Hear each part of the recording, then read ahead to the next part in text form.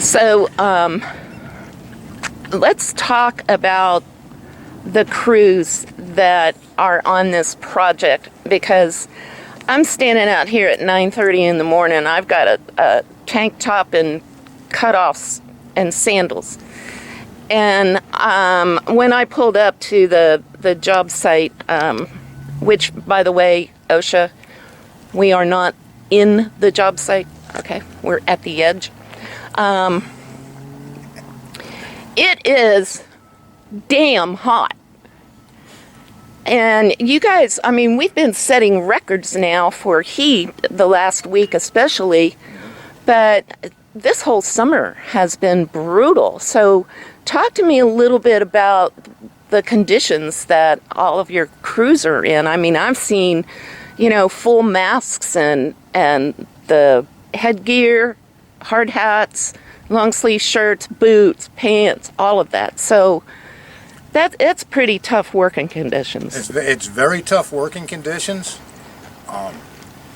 but I appreciate you mentioning it, because I would be doing my company, Southwest Gas, a disservice if I didn't mention how seriously and genuinely we take the safety of our employees, the public, and our contractors. And installing pipeline in the desert in the summertime does pose added risks and threats to the welfare of the employees just because of the heat. And there's certain items that are attended to on a daily basis and incrementally throughout the course of the work activity. Every job site has an individual that's monitoring the conditions, and in the summer in the desert, one of the conditions that they're monitoring is they're monitoring the condition of the employees. We try to manage fatigue, and all of the locations staged, especially through our pipeline project, we have what we call cooling stations, watering stations, so that anybody that is active on the job site is feeling the effects of the heat. They have a place to go that's shaded with some cool water, some electrolytes. Any beer stations? Gotcha. Okay, I'm go ahead. going to, I don't lie. Pass. Next question.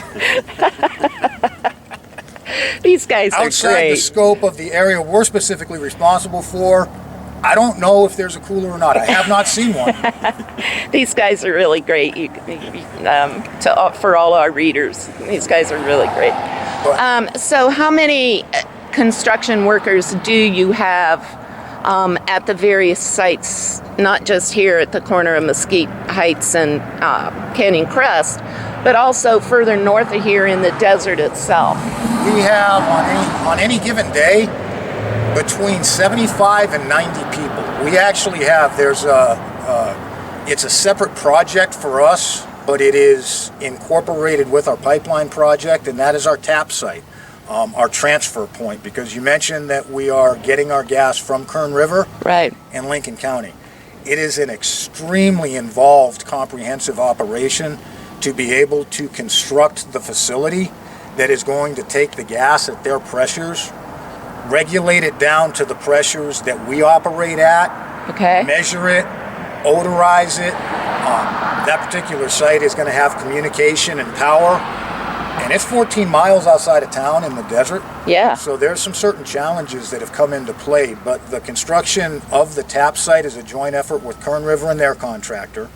We have a diverse group within Southwest Gas that is working together as a team from various work groups and departments to apply their specialties to be able to accomplish that work, which is what's going to allow us to open a valve and introduce gas to the pipeline. So we've got Southwest Gas employees, we've got contractors that are installing the pipeline. We're very proud of Mears Pipeline was awarded this project. Okay. And as a subcontractor? That is a subcontractor for us, and they have really applied a lot of valuable, experienced resources to be able to accomplish the work, not just with the heat conditions, but constructing a pipeline in the terrain, in the desert, compliant with a lot of regulatory oversight, because we are in an area that's managed real close on environmental guidelines. A lot of the pipelines coming through BLM land, right? Correct. Yeah. Correct. So you've got all of those environmental concerns to deal with. And we have, right now, we have 28 environmental monitors to illustrate the amount of attention that we are paying to ensure that we're protecting the environment and complying with the guidelines, unrelated to the construction activity. On our pipeline project, we have 28 biological monitors, and they have a number of responsibilities to help observe the conditions for the wildlife. There's tortoises, there's roadrunners, there's any type of species or animal. I think we even encountered a couple of wild dogs out on the site. Okay. But we even invest to have that number of people whose specialty is the environment, biological plants and the animals, and they make sure that the activity that we're doing isn't threatening any more than necessary, the conditions that are out there, and then they will be responsible to make sure that our restoration efforts in the area that we affected are put back and restored as well as possible. Running into any desert tortoises? Just kidding. No, Oh, we do. okay. They're tracked daily. We have Yeah. we have provisions for reporting them, and I believe there's been one or two observed just outside of our area. But we do have the tortoise fencing. The site was surveyed. Yeah. We didn't have any relocations on this particular project, but Okay. on a routine basis, we're monitoring, and I believe a couple were observed, but they were just outside of the job site. Okay.